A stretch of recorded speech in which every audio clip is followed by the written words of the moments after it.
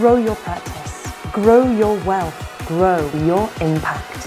Find out how to spend less time in the dental chair and more time on the things you love. Welcome back to the Dental Well Podcast. Glad to have you back for another episode. I got to see the bloopers reel, so that was pretty Lots funny. of singing. I did not realize how much I sing in pre-recording, so that was pretty funny. Yeah, I think I realized how many songs I don't know that you sing. Otherwise, it would have been a duet, folks. So you got lucky. I didn't realize that I knew I sang a lot, but I guess that was pretty funny. So Reese, thanks for putting that together. That was pretty hilarious. I like that. It was a good one. Matthew, what do we got up today? So it is the first week of the new year. So I know a lot of times when we speak with clients, when you speak with your clients, they come back to the question of, my taxes. I didn't realize that I owed this much in taxes. And you always use the phrase, don't let the tax tail wag the dog. So right. I wanted to get your thoughts on it. I mean, should someone be surprised by a tax bill? How do they ensure that this year they're not going to be surprised at the end of the year by a tax bill? Well, I think first part is that, yes, a lot of people have estimated payments, which helps to some degree. But I think the first thing we need to establish is how much do you plan on growing next year? And let me tell you why I say that. Because ultimately speaking, most tax CPAs, it's kind of a rule of thumb to do 110% of last year's taxes. So the assumption is your taxes will grow at a rate of 10%. The problem with that is that, for instance, like I remember a story, jump to a story right away. I do remember I was working with this client, and we grew so fast within 12 months that his tax liability went from about 80 grand to 500 grand within a 12-month period. I know that sounds astronomical, but it's true. And so I get a call from his tax CPA. Mm-hmm. And his tax CPA says to me, which I knew the tax CPA, he says, "Hey man, does this guy have any clue how much he owes?" And I said, "Yes, he does. I've already had him set it aside. He's good." And it was interesting because I remember that conversation because of the fact that we did planning throughout the year to make sure, because I knew the growth rate was so high. Yeah. And so, and not, by the way, most people don't want a growth rate that high necessarily, but his growth rate, well, that's not true either. I guess you want a higher tax bill. Mm-hmm. But what ended up happening was we had hyper growth, and so what happens is like the assumption already at 110% is not actually looking at your numbers. And so what happens is oftentimes tax CPAs are not proactive. They're not actually looking at they're waiting till October to be completely honest with you. Mm-hmm. 90%, maybe even 98% of tax CPAs in the dental market are waiting till October to even look at your tax liability.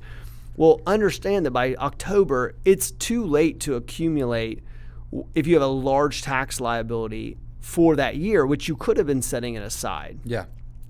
So when I look back at this, I go, well, no, you should have known that ahead of time. Yeah. And you can use simple numbers, but ultimately speaking, what I would encourage anyone to do is always look at your net income on your P&L. Now, look. Is there like a percentage you would say that they should set aside each month, or is it like a yearly, quarterly? If it's me, I'm taking 30% of the net income and put it into an account. Because ultimately speaking, now what people will realize when they do that is they'll go, yeah, but if I put 30% of the net income into an account and then I pay my debt, and I might not have a lot of money left. Yeah. So as a net income, just to take a step back, can you explain a little bit for those that are trying to figure out exactly what you mean by net income? Can you give them a little bit of a synopsis on what that is? Revenues minus expenses, operating revenues minus operating expenses, technically equals net operating income. And then what will happen is from there, technically you should then look at associate pay and you should look at doctor pay.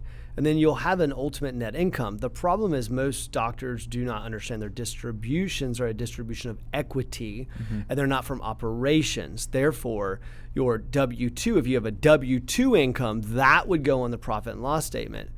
But your distributions go actually on the balance sheet. So what we see is that doctors will start cutting them checks, $10,000, $15,000, $5,000, whatever, and they don't even do it in regular intervals. Oftentimes they'll just cut themselves a check whenever the bank account looks right. But the problem with that ultimately is that they don't understand, and people don't often understand. And I don't say that disrespectfully. It's just that's not, it's not what people are educated on. Is that once you figure out that net income on that profit and loss, then you should be looking at that and saying, okay, well, and by the way, you don't need to say, well, my financials don't come till 3 weeks after the month. Yeah, but you should know what your revenues minus expenses are roughly. I mean, come on. I mean, it's pretty. Yeah. I mean, you can look at, even though it's not reconciled, you can. And if you don't, action item number 1. Yeah. For the first of the year. I mean, my financials are 2-3 weeks after the month too. I mean, it takes a few weeks to get that stuff turned around. But I can tell you on December 31st what my profit and loss was roughly for December, right? Within probably $1,000. So I don't need to wait for the tax CPA to give me that information. I know what it is already. And so what ends up happening is then I say, well, then, and people don't understand oftentimes that debt is not on the profit and loss statement either, that the principal payments are actually on the balance sheet. I don't want to confuse anyone. This isn't the accounting corner with Eric, okay? It just means this. It means that once you pay 30% to taxes and then you pay your debt service, if you realize you've got nothing left, but then you still distribute, you're actually robbing the company. Yeah. And so what ends up happening is you actually want to pay the debt first. And actually, if you want to know the right order, it's actually reinvestment first because it's pre-tax. You would do reinvestment, like for instance, reinvestment in marketing, reinvestment in new team members, equipment, those types of things. And so what we reinvest into the company first, then we pay taxes, then we pay debt, then we actually put some savings aside. I know that's a crazy thought, but we actually have savings aside. Then we distribute profit, right?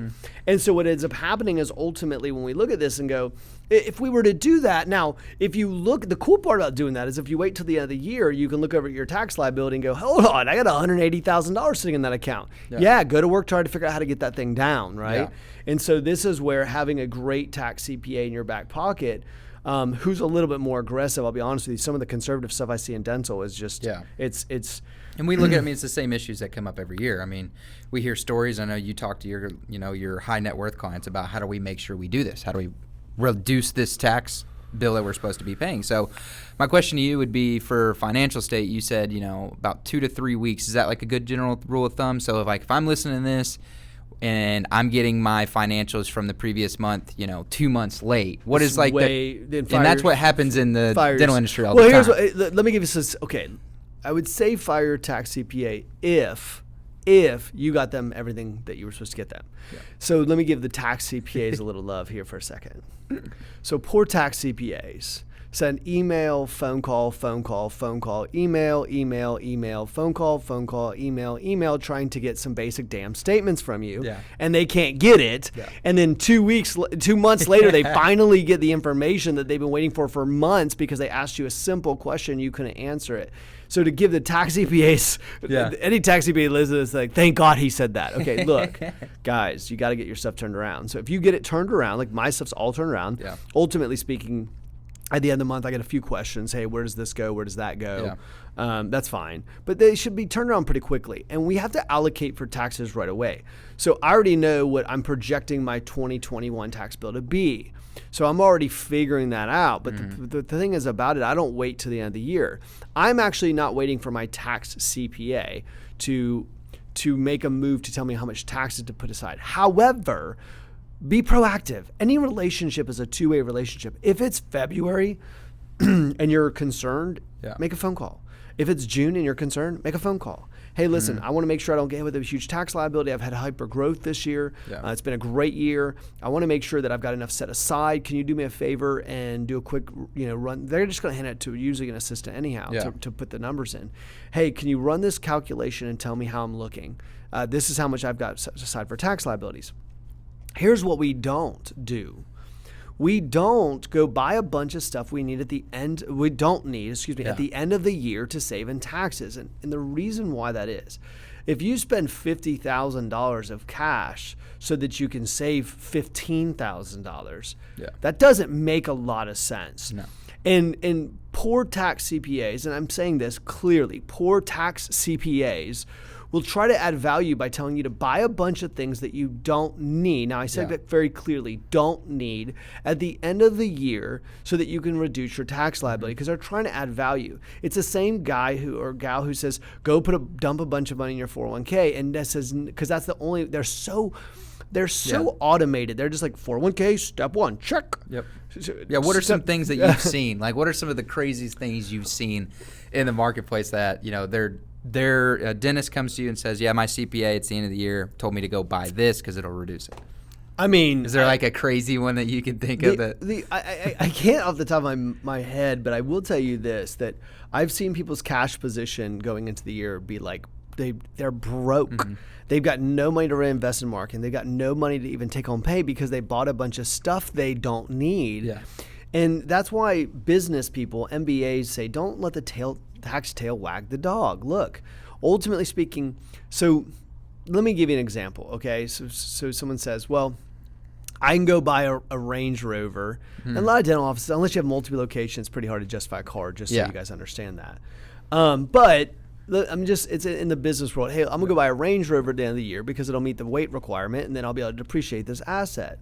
And it's like, yes, but do you need a car? Like, no, but I want to depreciate I want to be able to reduce my tax liability. I'm like, yeah, you're also reducing your cash position. So what do you, well, yeah, but I don't have to pay it all now. I can technically borrow the money. Yeah. Yes, but you still have to pay it back. Like you do understand. It's still like in your, right. So what ends up happening is we have people who do not look at capital, telling people to make capital decisions about their business when they don't know how to calculate the reinvestment and a reinvestment risk in some ways, because in this opportunity cost. So what else are my options? Yeah. Why don't I take the same money and say, okay, so if I need to have an extra so it goes back to scarcity versus abundance. It's like, look, if I need $15,000 more, wouldn't I be better off putting $50,000 where it can make me $500,000 and then just pay the damn $15,000? No, instead we want to spend $50,000 on a freaking depreciating asset that's doing nothing for our business, and we don't need it. And so now all of a sudden we've got horrible advice telling us to buy some depreciating asset, which is a horrible use of capital. Now, if you need a car, it's different, right? So Tower Leadership, we have we own, right, said car, and so when we buy a depreciating asset, when we buy a car, bought a car so that we can utilize it to travel to events. So it's being utilized in the business. And so it's a natural occurring cost that we need to. And in fact, if we had to rent a vehicle every time, it would cost a lot more. Yeah. So that's buying a vehicle for purpose. Mm-hmm. And then, we will depreciate the asset. So, well, yeah, but my accountant says I can write it off. Yeah. Okay, stop for a second. All right. Stop buying things you don't need. So that's just what poor people do. Yes, there is a way and reason to buy things. Yeah. You might be, for instance, so you might have an expenditure coming up next year and you have the cash. So let's just say you're in a heavy cash position and you were already going to buy it anyhow. That might make sense. Make sense. You still have to look at your opportunity cost and say, well, does that actually make sense now? Should I wait for 6 months? So there is a place where I am okay with you buying some things ahead of time. Yeah. And sometimes it's services. Maybe it's consulting that you're already going to be paying in the next year that you're like, look, I'm just going to cut the check and be done with it. And then that way it reduces my tax liabilities this year. And then now that I've reduced my tax liability, right, I'm already going to pay it in the next year anyhow, so I might as well reduce my tax liability. So there is some things. Because it's the return. It's going to give you a return. That's right. And so I'm like, look, I know that, for instance, like a company like Tower Leadership, I know the return is going to be there. I know what the return is. It's a great use of capital. I'm going to go ahead and reduce my taxes. So that kind of makes sense. No, it kind of makes sense. It makes sense. Yeah. Instead of someone going to buy like a scanner because their CPA is like, you need to buy some piece of equipment. Well, and the equipment reps, God bless them. I mean, I don't mean it disrespectfully, but look, they're trying to take care of their families too, and I get it. And they don't know your tax life. So when so think about this for a second. The supply rep calls you up and says, we've got a deal on these scanners. If you buy by the end of the year, you get X amount. Now you didn't need a scanner. But you wanted to do it anyhow because you're like, I'm just going to go get a scanner. Yeah. And it's the end of the year. And so what ends up happening is you buy the scanner you don't need because the rep said that you get 30% off. Now you bought something you don't need. It's actually like going shopping because it's on sale, right? But you didn't actually need it. And then, but the supply rep does not know your financial situation. They're not required to do a financial analysis of your cash flow before you make that acquisition. It's the same reason I don't like brokers talking to people about the price of their practice in some ways, because I'm like, you don't know what this person needs, right?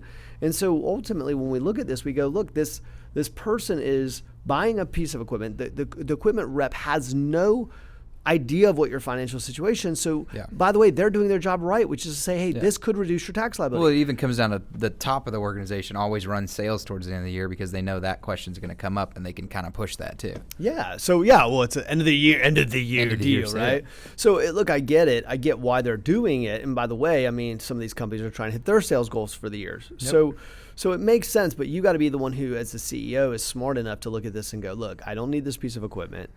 I'm not going to lay out, because remember, cash is very expensive to utilize. Yeah.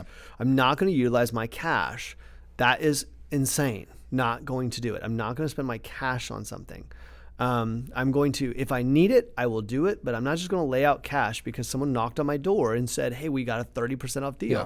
Like you can imagine, like if you were talking to some, like, but they got a 30% deal. Well, do you need it? No, but it's 30% off, right? It's like, but no, but it's one you time. Need it. You won't need it now, but you'll need it 10 years from now. One time only, today only, 30% off, Black Friday, it's like, but do you need it? Like, no, it's like the person who comes to me and says, Eric, I'm going to buy a new car every 3 years, so should I lease a car? And I'm like, so basically you want me to give you advice on you making bad financial decisions? I mean, you want the financial advice, or do you want like do you want me to just tell you you're doing a great thing? I mean, look, if you want to throw away ultimately millions of dollars because it's what it'll end up with, people don't realize that a $50,000 car will actually cost you like $230,000. Yeah. And so, because they don't know that, it's like ultimately, I do remember I had a doctor, love him to death, and he said, yeah, I'm buying my F-150. I know it cost me like $250 and I'm buying it. I was like, okay, that's fine, as long as you know, right? I know some people are like, how did he get that math? Well, that's for another episode. To be continued. To be continued on the Dental Wealth Podcast. So, I mean, I think that ultimately taxes is not, as much as we want to say it's the tax CPA's job, it is ultimately your job too, that you do share in the, by the way, that ultimately the tax CPA doesn't pay the bill, you pay the bill. Yeah.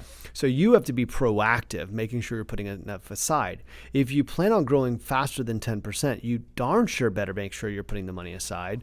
And so you got to make really smart financial decisions. And this is the key. It really is the key, is like being able to look at your financial situations and going, what is it that I've got to pay? Yeah, projecting it out. Yeah, projecting. I mean, it's not hard. This is not complicated. And if you over-project, the good news is, guess what? Right. You have extra cash. I mean, worst case scenario, you have extra money. But, we do understand that the gentleman moving into the White House is going to try to hurt tax businesses.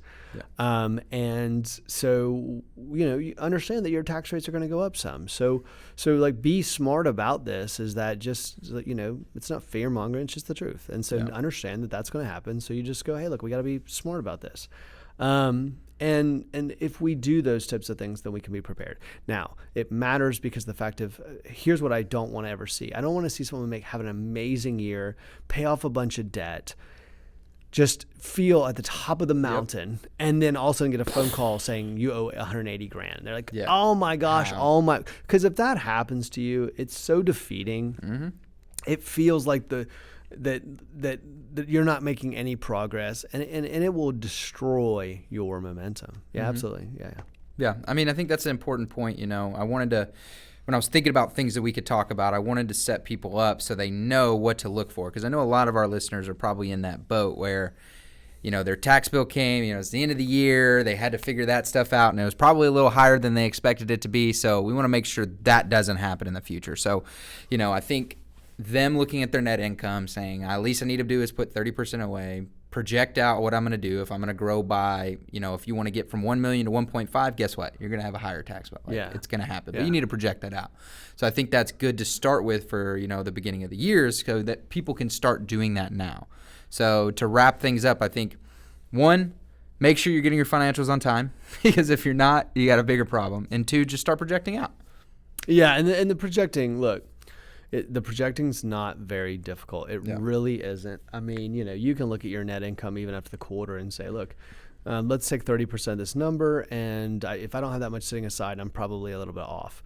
And, yes, you can go higher, yes, you can go lower, but ultimately, listen, if you got to come up with $6,000 or some $7,000 on plus or negative side, look, you'll be fine. Yeah. But I think you've got to be looking at this and saying, look, I want to make sure I have enough capital put aside for my taxes. Now, if you put $100,000 aside and then you get you talk to your tax CPA in June, the latest that I would be doing my first projection is June, by the way. Once June happens, like, you should be doing projections. It's kind of there's no major taxes due at that time. And so what I would do is I'd set today. So here's what I would also recommend people to do is call your tax CPA today. First of all, make sure you have the right tax CPA, and then call them today and set an appointment on the calendar for June-ish. Yeah. And go ahead and set it up now so that it's on your calendar. They're not busy. You're not busy. Put it on the calendar. And then on that day, I want you to go ahead and look at your tax liability and then know where you're at. Yeah. That way, if you got to go make up some or you don't have to put as much aside or whatever, you can make course corrections in June, not October. You're halfway through the year. You have plenty of time to make a course correction. And so my recommendation on that would be, do not let people tell you to buy things for taxes. That's not what great business owners do. If you do need it, that's a different conversation, but it depends on the opportunity cost. And then make sure you're doing, putting 30% at least of your net income aside, but then ultimately, again, with your tax accountant, usually every at least so many months, but at least in June, and then you'll have another meeting again in October. So you do this in June, give you some course corrections. October, you look at it again, and then it gives you a quarter of the year, or the beginning, roughly somewhere in the beginning of October, and then it gives you roughly a quarter of the year to make any other final adjustments. And then at the end of the year, your taxes are set aside, and you'll be in great shape. You're set up for success. Yes, sir. Matthew, it's good to see you. Great to see. If you guys haven't been watching on YouTube, you're missing a great mountain Eric today. He's growing out the beard. So if you want to see what it looks like with a little scruff, tune in on YouTube. Started. I think we're filming this on, what is it, the December 22nd? And this will be out January 5th. So let's see what happens. That's right. See if this beard keeps going, guys. So the question is, can I keep it going for that long? Like, typically what happens is, like, I'll start to grow it. I only grow it every few years. And I was like, we're going to 2 weeks at the end of the year. I think I'm going to grow a beard. And what will happen is I'll start getting, like, annoyed with it. You get itchy. And I'll just shave it right off. So I don't know if January 8th it'll actually be on the podcast. But yes, I'm feeling very mountain-esque today. It's very, very Christmassy. We'll get fingers crossed on this beard. That's right. I'll get my glasses on and then, like, rub my beard. It'll be like some kind of, like, economics. Yeah, get you a cashmere turtleneck. I need to get the patches. The patches on the sleeve. That's right. Patches on the elbows. Those are coming back. I was in the store yesterday, and there was a lot of them. Hey, and then my glasses, rub the beard. Saying get you a gold chain too. What? Gold chain to hang down right here, looking real nice. I think you went left field on that one. I was good with you to the gold chain. I'm not sure I think I was thinking more. I think I had the picture of that with The Rock back in the 90s in my head, where he's wearing the black turtleneck with the gold chain. I think that's what I was thinking for you. I'm gonna on that note. Thanks for tuning in, guys. We'll see you next time.